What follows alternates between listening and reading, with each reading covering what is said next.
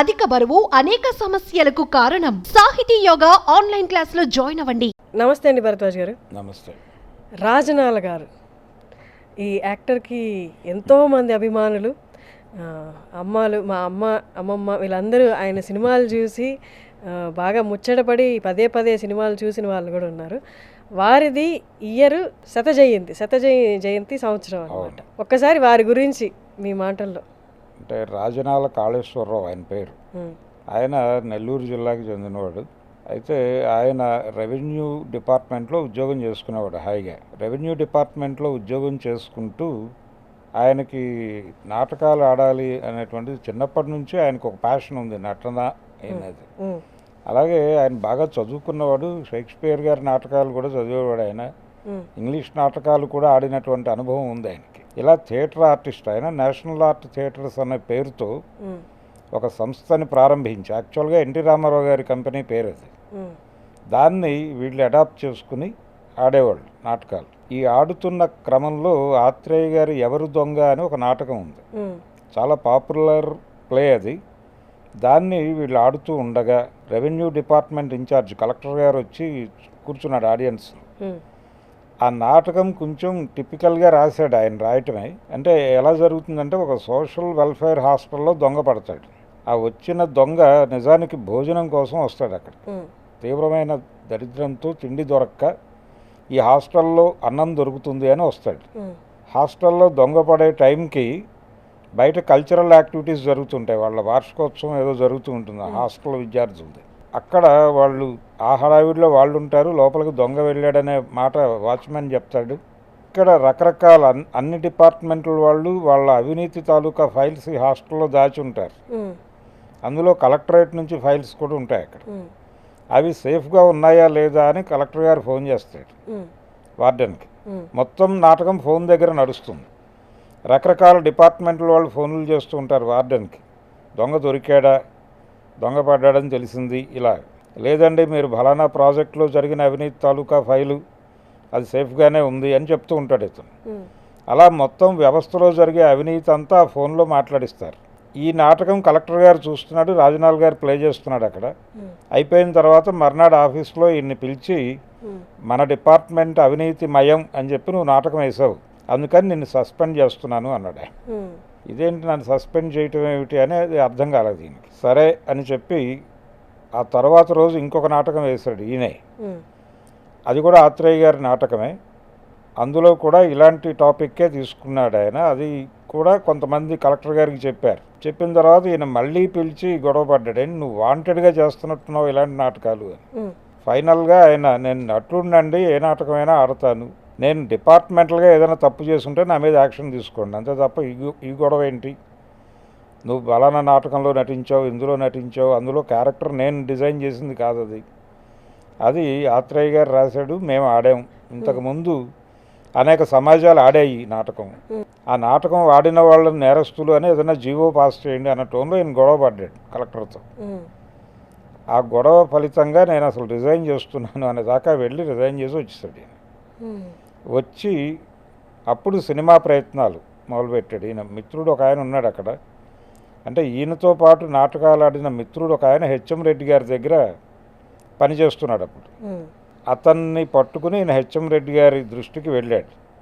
వెళ్ళి ఆయన ఒక ప్రతిజ్ఞ అనే సినిమాలో యాక్టర్స్ కొత్త వాళ్ళని తీసుకోవాలని తిరుగుతున్నాడు ఆయన. ఆ టైంలో ఇతన్ని ప్రవేశపెట్టారు హెచ్ఎం రెడ్డి గారి ముందు. ఆ సినిమాకి హీరోగా కాంతారావుని తీసుకున్నారు. ఆయనకి మొదటి సినిమా అది యాక్చువల్గా, ఈయనకి మొదటి సినిమా. ఈయనకి అంటే ఈయన వెళ్ళి అపియర్ అయినప్పుడు ఈయన చెప్పి వచ్చేసాడు, అడ్రస్ రాసి ఇచ్చాడు అక్కడ. ఆ అడ్రస్ పారేసుకున్నారు వాళ్ళు. పారేసుకుని అతను ఆ రోజు మన ఆఫీస్కి వచ్చాడు. మన ఆఫీస్లో ఒక స్టాఫ్ ఎవరో చెప్పారు అతన్ని రిఫరెన్స్, అందుకని పిలిపించాం మనం, అతన్ని పిలవండి అని చెప్పాట ఆయన. అయితే అప్పటికి ఈయన వేరే కంపెనీకి షిఫ్ట్ అయ్యాడు, ఈయన ఫ్రెండ్.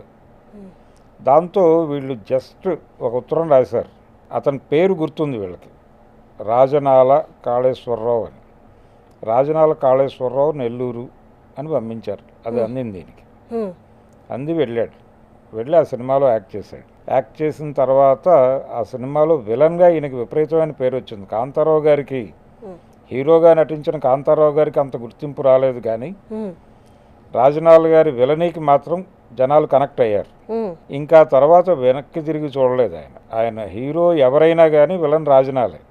అది నాగేశ్వరరావు కావచ్చు, లేకపోతే రామారావు గారు కావచ్చు, కాంతారావు కావచ్చు. ఇలా జానపద సినిమాల్లో విలనీ చేశాడు ఆయన, పౌరాణికాల్లో చేశాడు.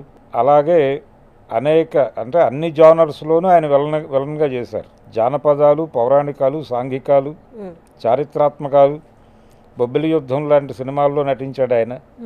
విజయరామరాజు క్యారెక్టర్ ఆయనే చేశాడు.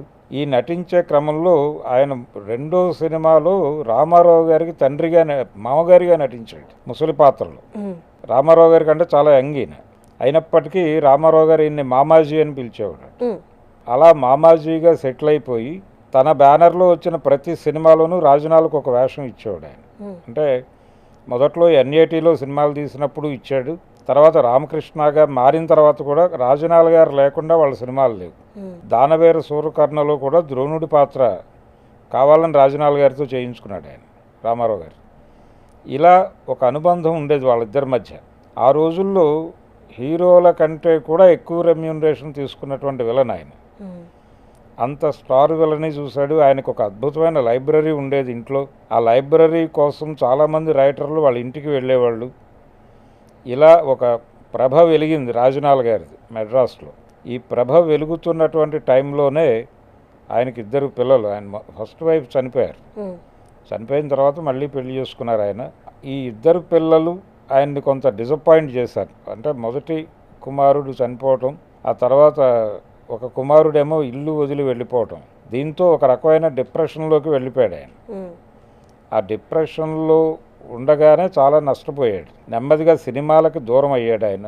దూరం అయ్యి తర్వాత ఇక్కడికి హైదరాబాద్ షిఫ్ట్ అయ్యారు. హైదరాబాద్ షిఫ్ట్ అయ్యి ఇక్కడ సారథి స్టూడియోస్ దగ్గర ఒక సింగిల్ బెడ్రూమ్ ఫ్లాట్లో సెటిల్ అవ్వాల్సి వచ్చింది ఆయన. ఫైనల్గా సెటిల్ అయ్యారు. ఇక్కడ ఉండగా కూడా ఆయన చివరి దశలో కూడా సినిమాలు చేశాడు. అంటే ఆయనతో కావాలని చేయించారు. ఆయన నెంబర్ 1 సినిమాలో కనిపిస్తాడు. కృష్ణ గారి సినిమా, ఎస్వి కృష్ణారెడ్డి గారు డైరెక్టర్ ఆ సినిమాకి. ఆ సినిమాలో ఆయన కనిపిస్తాడు. అలాగే హలో బ్రదర్ సినిమాలో కూడా కనిపిస్తాడు. హలో బ్రదర్ సినిమాలో నాగభూషణం, రాజనాల ఇద్దరు కలిసి కూర్చుని కాన్స్పిరసీలు చేస్తూ ఉంటారు. అలా డిజైన్ చేశారు ఆ క్యారెక్టర్ని. రాజనాల గారు అక్కడ కనిపిస్తాడు. అక్కడ విలన్కి అడ్వైజర్ ఆయన. ఇలా ఆయన చిన్న చిన్న పాత్రలు చేస్తూ ఉండగా కృష్ణ గారు తెలుగు వీర లేవరా అని ఆయన 300వ సినిమా. ఆ 300వ సినిమాలో రాజనాల గారు మాత్రమే చేయగలిగిన క్యారెక్టర్ ఒకటి ఉంది. మాత్రమే చేయగలిగిన క్యారెక్టర్. ఎందుకంటే అల్లూరి సీతారామరాజు సినిమాలో ఆయన మేజర్ గుడాల్గా కనిపిస్తారు. ఆయన ఈ సినిమా డిజైనింగ్ ఎలా ఉంటుందంటే తెలుగు వీర లేవరా అనేది బ్రిటిష్ వాళ్ళని ఇక్కడి నుంచి పంపించేసాం మనం. దేశానికి స్వతంత్రం వచ్చేసింది. 90 తర్వాత మళ్ళీ ఎకనామిక్ లిబరలైజేషన్ జరిగినప్పుడు విదేశీ కంపెనీలు వస్తాయి ఇక్కడికి. ఈ వచ్చిన విదేశీ కంపెనీల్లో ఒకటి అల్లూరి సీతారామరాజును చంపేసినటువంటి వ్యక్తి మనవడి కంపెనీ. ఆ కంపెనీ తరఫున ఇండియాలో వాతావరణం తెలుసు కదా నీకు తాత, నువ్వు నాతో పాటు రావాలి అని ఆ మనవడు రాజనాల గారిని తీసుకొస్తాడు. అందుకని అందులో చేశాడు కాబట్టి రాజనాల గారు అయితే ఆ క్యారెక్టర్ పండుతుంది. అందుకని రాజనాల మాత్రమే చేయగలిగిన క్యారెక్టర్ అది. అందుకని రాజనాల గారిని తీసుకున్నారు. అందుకోసం ఆయన అడవుల్లోకి వెళ్ళాడు.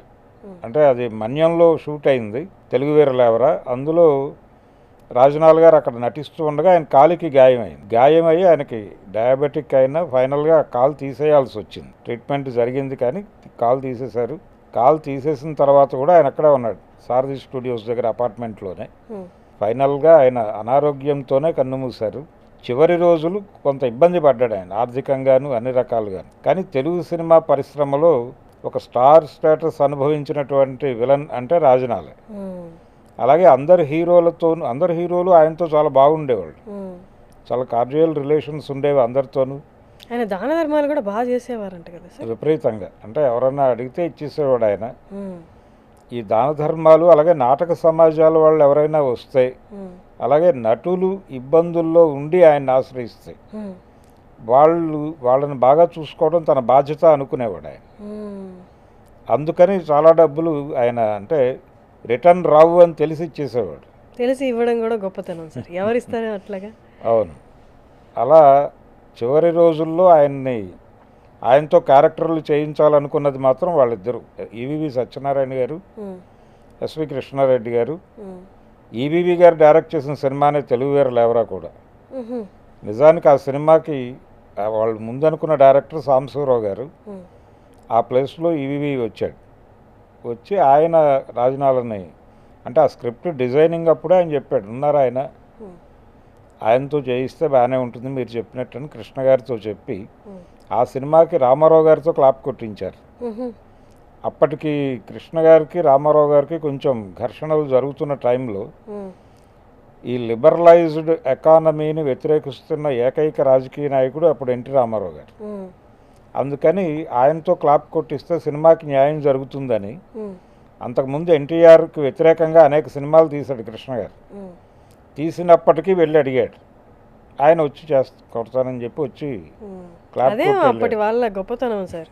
అంటే ప్రొఫెషనల్గా ఎన్ని ఫైట్స్ నడుస్తున్నా ప్యారలల్గా సహాయం కోరితే వెళ్ళిపోవటం వచ్చి చేశాడు ఆయన, వచ్చి క్లాప్ కొట్టాడు. ఏమి పర్సనల్ గ్రడ్జెస్ ఏం లేవు. గ్రడ్జెస్ అని లేవు. అలా వచ్చిన సినిమా అదే రాజనాల్ గారి చివరి సినిమా. ఉమ్, అలా రంగస్థలం నుంచి దీనిలోకి వచ్చి ఆయన ఒక హాలీవుడ్ సినిమాలో కూడా యాక్ట్ చేశాడు. ఉహు, అంటే ఇండియాలో జరిగే కథతో నడుస్తుంది అది. ఉమ్, భారతదేశానికి వస్తాడు హీరో, వచ్చి ఇక్కడ ఒక వ్యక్తితో తారసపడతాడు. ఆ క్యారెక్టర్ రాజనాల్ గారితో చేయించుకున్నారు. ఉమ్, ఎందుకు రాజనాల్ గారితో చేయించుకున్నారంటే డబ్బింగ్ ఇబ్బంది ఉండదు, ఈయన తనే చెప్పుకోగలడు డైలాగ్ అనే ఉద్దేశంతో. ఈయనకి ఈ షేక్స్పియర్ నాటక అనుభవం ఉంది. ఉమ్, అందుకని ఆయన చాలా అద్భుతంగా చెప్పేవాడు, ఇంగ్లీష్ డైలాగ్స్ చాలా బాగా చెప్పగలిగేవాడు, ఆ యాక్సెంట్ బాగుంటుంది. అందుకని రాజనాల్ గారితో చేయించారు ఆ క్యారెక్టర్. మరి చిట్ట చివరి రోజులు ఎలా ఉన్నాయి సార్? లేదు, చాలా ఇబ్బందులు పడ్డాడు ఆయన, చాలా ఇబ్బందులు పడ్డాయి ఆర్థికంగా, ఆర్థికంగా. శరీరంగా కూడా ఏమన్నా శరీరపరంగా అంటే కూడా? ఇది కాల్ తీసేశారు ఆయనకి. ఆ, ఆ తెలుగు వేరు లేవరా షూటింగ్ అప్పుడే జరిగింది ఇన్సిడెంట్ అది. ఉమ్, అది తర్వాత ఆయనకి కాల్ తీయాల్సిన పరిస్థితి వచ్చింది, అలా జరిగింది. ఉమ్, అలా విషాదమే ఆయన జీవితం. ఉమ్, చివరి రోజుల్లో ఆయన అభిమానులు, ఆయనతో సినిమాలు చేసిన వాళ్ళు, వీళ్ళు ఆదుకున్నారు ఒక రకంగా ఆయన. వారి ఫ్యామిలీ మెంబర్స్ వాళ్ళు? ఇంకెవరు లేరని ఒక కుమార్తె ఉంది, ఆవిడ మెడ్రాస్, ఉహు, మెడ్రాస్లో ఉన్నారు. అంతే తప్ప ఇంకా ఈయనకి అంటే చివరి రోజుల్లో వైఫ్ ఉన్నారు ఆయనతోనే. ఉమ్, ఉమ్, వాళ్ళిద్దరే ఉండేవాళ్ళు ఇక్కడ సారథి స్టూడియోస్ దగ్గర. ఉమ్, అలా రాజనాల్ గారు అంత ఇది చూసి, అంత హైట్స్ చూసి చివరి రోజుల్లో అలా అయిపోవటం అనేది, ఉమ్, ఆయన ట్రీట్మెంట్కి కూడా అప్పుడు ఆంధ్రప్రదేశ్ ప్రభుత్వం, ఉమ్, అంటే అప్పుడు ఉమ్మడి రాష్ట్రమే, చంద్రబాబు నాయుడు గారు ముఖ్యమంత్రి, ఉమ్. ఇది ఏ ఆయన ఇయర్లో సార్? సహాయం చేశాడు. ఏ ఇయర్లో సార్ ఇది? అంటే 90 అంటే 94లో ఆయన ముఖ్యమంత్రి అయ్యారు రామారావు గారు. ఆ తర్వాత చంద్రబాబు నాయుడు గారి టైంలో 96 అలా, ఉమ్, ఉమ్, ఆ టైంలో ఉమ్, 96, 97 మధ్యలో జరిగింది ఇన్సిడెంట్ ఇది. ఉమ్, చంద్రబాబు నాయుడు గారు సహాయం చేశాడు అప్పుడు. ఉమ్, అంటే ఆయనకి రిఫర్ చేసిన వాడు మురళీమోహన్ గారు. ఉమ్, ఇది ఇలా ఉంది కండిషను, మనం చేయాల్సినటువంటి సందర్భం ఉంది, అలాగే సినిమా ఇండస్ట్రీకి సంబంధించి ఆయన కంట్రిబ్యూషన్ చాలా ఉంది అనేది చెప్పిన తర్వాత ఆయన వెంటనే హాస్పిటల్ ట్రీట్మెంట్ వ్యవహారం అంతా గవర్నమెంట్ చూసుకుందాం, అదే. అలా రాజనాల్ గారు వెళ్ళిపోయారు. కానీ ఉమ్, ఇప్పటికీ ఆయన నవ్వు, ఆయనది విలన్గా ఒక స్పెషల్ నవ్వు ఉండేది, ఉమ్, వికటాట్టహాసం. ఉమ్, మాంత్రికుడి పాత్రలు చాలా చేశాడు ఆయన విఠలాచార్య గారి సినిమాల్లో. ఉమ్, సాత్విక పాత్రలు కూడా చేయించాడు ఆయన. రామారావు గారు ద్రోణుడి క్యారెక్టర్ ఆయనతో చేయిస్తాడని ఉమ్, ఎవరు అనుకోరు. ఉమ్, అలా ద్రోణుడి పాత్రలో రాజనాల్ గారు చేయటం, అలా చాలా సినిమాల్లో ఆయనతో దాదాపు ఎన్ఏటి వాళ్ళ బ్యానర్లో వచ్చిన అన్ని సినిమాల్లోనే ఆయన ఉంటాడు. అవును సార్. రామారావు గారు వాళ్ళ ఇంటికి వెళ్ళేవాడు, రాజనాల్ గారి ఇంటికి వెళ్ళటం, రాజనాల్ గారు వీళ్ళ ఇంటికి రావటం, ఉమ్. మంచి రిలేషన్ ఉండేది వాళ్ళ మధ్య. కానీ చివరాఖరికి దాన ధర్మాలు చేస్తూ చేస్తూ ఆయనకి ఏం మిగిల్చుకోలేదు సార్? కూతురికి ఏమి ఇవ్వలేదా? ఎవరికి ఏమీ ఇవ్వలేదు, ఆయన కూడా ఏమీ ఉంచుకోలేదు. ఉమ్, ఆ అపార్ట్మెంట్ ఒకటి అంతే. అంతే. అలా అలా విషాదాంతమైనటువంటి వాళ్ళు. అంటే విచిత్రం ఏమిటంటే వాళ్ళిద్దరూ ఒకే సినిమాతో ఎంట్రీ ఇచ్చారు. ఉమ్, రాజనాల్ గారు, కాంతారావు గారు. ప్రతిజ్ఞ అనే సినిమా అది హెచ్ఎం రెడ్డి గారి బ్యానర్లో వచ్చింది. ఆయనే డైరెక్టరు. ఉమ్, ఆ సినిమా ద్వారా పరిచయమైన వాళ్ళిద్దరూ కూడా అంతే చివరి రోజులు అలాగే గడిచినాయి. ఉమ్, అంటే రాజనాల్ గారి పరిస్థితి అదైతే కాంతారావు గారి పరిస్థితి కూడా దాదాపు ఉమ్, ఆయన కూడా చివరి రోజుల్లో చాలా కష్టాల్లో వెళ్ళిపోయాడు. ఇప్పటికీ వాళ్ళ ఫ్యామిలీ ఉమ్, ఆ ప్రాబ్లమ్స్ ఫేస్ చేస్తూనే ఉంది. రాజనాల్ గారి కంటే కూడా కాంతారావు గారు చాలా ఆస్తి ఉన్నటువంటి కుటుంబం నుంచి వెళ్ళాడు ఆయన. ఉమ్, 100 ఎకరాల ఆసామి ఆయన ఉమ్, ఇండస్ట్రీకి వెళ్ళే నాటికి. ఉమ్, ఆ తర్వాత నెమ్మదిగా అంతా కరిగిపోయి ఆయన సొంత సినిమాలు 3-4 ఫ్లాప్లు ఎదుర్కొని ఉమ్, చివరిలో కూడా అంటే వాణిశ్రీ గారితో ఒక సినిమా చేసి అది కూడా ఫ్లాప్ అయ్యి ఉమ్, ఏం చేయాలో అర్థం కాని పరిస్థితికి వచ్చి ఆస్తి మొత్తం అయిపోయి ఇల్లు అమ్మేసి ఉమ్. సొంత ఇల్లు కూడా లేకుండా చనిపోయాడు ఆయన కాంతారావు గారు. ఆయన మోస్ట్ హ్యాండ్సమ్ కదా సార్. ఫిమేల్ ఫ్యాన్స్ చాలా మంది ఉండేవాళ్ళు ఆయనకి. ఉండేవారు, కానీ అలా అయిపోయింది. అంటే ఆయన వరుసగా సప్తస్వరాలను ఒక సినిమా తీశాడు, అది ఫ్లాపు. ఉమ్, ఆ తర్వాత గుండెలు తీసిన మొనగాడని ఒక సినిమా తీశాడు, అది ఫ్లాపు. ఉమ్, ఇలా వరుసగా ఏ ప్రయత్నం చేసినా కలిసి రాలేదు ఆయన. స్వాతి చినుకులు అని ఒక ప్రయోగం చేశాడు ఆయన వాణిశ్రీ గారిని పెట్టి, ఉమ్, అది వర్కౌట్ అవ్వలేదు. అంటే వాణిశ్రీ గారే అన్నారు, నాకు ఇమేజ్ ఉంది, నేను మీకు ఫ్రీగా చేస్తాను, ఒక సినిమా ఏదైనా చేసుకోండి అని. అందుకని చేశాడు ఆ సినిమా. అది కూడా ఫ్లాప్ అయింది, అది కూడా నష్టాలను మిగిల్చింది. ఆయన కుమారుడు రాజా ఇప్పటికీ అడుగుతూ ఉంటాడు ప్రభుత్వాలని, మాకు ఒక ఇల్లు ఇవ్వండి అని. అది అలా అడగటంగానే మిగిలిపోయింది. ఆయన చివరి రోజుల్లో టీవీ సీరియల్స్లో నటించాడు డబ్బుల కోసమే. ఉమ్, అలాగే నిజం అనే మహేష్ బాబు సినిమాలో దాదాపు విలన్ తరహా క్యారెక్టర్ చేశాడు కాంతారావు గారు. ఉమ్, ఇలా ఎవరు ఏ వేషం ఇస్తే ఆ వేషం చేశాడు వెళ్ళి. ఉమ్, చాలా దయనీయమైన పరిస్థితి ఇద్దరిది. ఈయన విలను, ఆయన హీరో ఇద్దరు ఒకే సినిమా నుంచి మొదలై ఒకే టైంలో ఎండ్ అయినాయి వీళ్ళ జీవితాలు కూడా. అదే. ఆయనది కూడా దాదాపు అదే టైం. ఉమ్, ఒక 2 సంవత్సరాలు రాజనాల్ గారి తర్వాత 2-3 ఇయర్స్కి చనిపోయాడు ఆయన. ఉమ్, అదొక ట్రాజడీ.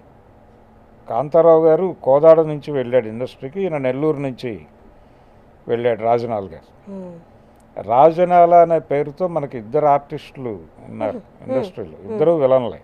ఉమ్, ఒకరు రాజనాల కాళేశ్వరరావు అయితే ఇంకొకళ్ళు రాజనాల నాగేశ్వరరావు గారు, ఆర్ నాగేశ్వరరావు అంటారు ఆయన. ఉమ్, ఆయన ఇంటి పేరు కూడా రాజనాలే. ఉహు, ఆయన హైదరాబాద్ నుంచి ఇండస్ట్రీకి వెళ్ళాడు. ఉమ్, హైదరాబాద్ నుంచి ఇండస్ట్రీకి వెళ్ళి దాదాపు 33-34 సంవత్సరాల వయసులో చనిపోయాడు ఆయన. ఉమ్, ఆయన వెడుతున్న టైము రాజనాల్ గారి ఎంట్రన్స్ అంతా ఒకే టైంలో జరిగింది. ఉమ్, ఆయన ఇంటి పేరు రాజనాల అని చాలామందికి తెలియదు. అలా 2 రాజనాలలు ఓకే. ఉన్నారు ఇండస్ట్రీలో. ఉమ్, ఇలా ఈ సంవత్సరం ఆయన జయంతి. మరి ఈ జయంతిని ఆయన అభిమానులు జరుపుకోవడం లేదు. ఈ మధ్య చూసాం మనం ఉమ్, రామారావు గారి జయంతి వేడుకలు, అలాగే నాగేశ్వరరావు గారి జయంతి. వీటికంటే ముందు ఘంటసాల గారి జయంతి. ఉమ్, ఘంటసాల గారి జయంతిని ప్రభుత్వాలు పట్టించుకుని చేశాయి. ఉమ్, ఆంధ్రప్రదేశ్ ప్రభుత్వం అలాగే తెలంగాణ ప్రభుత్వం కూడా పట్టించుకునే ప్రత్యేకంగా ఆయన మీద పుస్తకాలు వెలువరించారు. అవును. ఆ తర్వాత కాంతారావు గారి జయంతి అయిపోయింది. ఇప్పుడు ఈయన రాజనాల కాళేశ్వరరావు గారి జయంతి సంవత్సరం, భానుమతి గారి జయంతి సంవత్సరం కూడా ఇప్పుడే జరుగుతోంది. అలా ఈ ఇయర్ అయినా సార్? ఈ ఇయరే. అంటే వీళ్ళందరూ ఒకే టైంలో ఒక 3-4 ఏళ్ళు అటు ఇటుగా వచ్చిన వాళ్ళు. అదే అదే. అందుకని వరుసగా అందరు ఇవి అంటే ఘంటసాల గారితో మొదలైంది ఇది. ఘంటసాల గారు, తర్వాత రామారావు గారు, తర్వాత నాగేశ్వరరావు గారు, ఇలా ఈ క్రమంలోనే వీళ్ళ జయంతులు కూడా వచ్చినాయి. రాజనాల్ గారిది అలాగే భానుమతి గారిది కూడా. Okay, thank you sir. వారి గురించి చాలా చక్కగా చెప్పారు. వారి జీవితం ఎలా ప్రారంభమైంది, సినీ జీవితం ఎలా ఎండ్ అయింది అన్నది. అంటే ఒక ప్రభుత్వ ఉద్యోగిగా మొదలయ్యాడు. అవును, ప్రభుత్వ ఉద్యోగిగా మొదలై ఒక ప్రభుత్వ సహాయంతో ఆపరేషన్ చేయించుకోవాల్సిన పరిస్థితి ఇవన్నీ రావటం. అవును. అలా రాజనాల్ గారి జీవితం అలా ముగిసింది. Thank you sir. Thank you. Suman టీవీలో మీ పర్సనల్ అండ్ బిజినెస్ ప్రమోషన్స్ కోసం కింది నెంబర్కి కాంటాక్ట్ చేయండి.